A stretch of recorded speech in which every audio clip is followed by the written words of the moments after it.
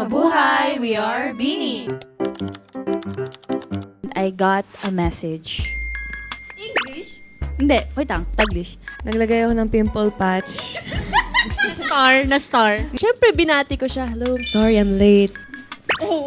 Next time, hindi na ito mauulit. At hindi... Uy, birthday ni Sheena yun, May 9. November 32, 2026. And then, ano lang pala siya? Awaso na, katatapos lang ng... Sorry, amin lang pala yung word na yun. Pagkakita ko sa Taft, ayoko pala sa Taft, so pumunta ako ng Cubao Expo.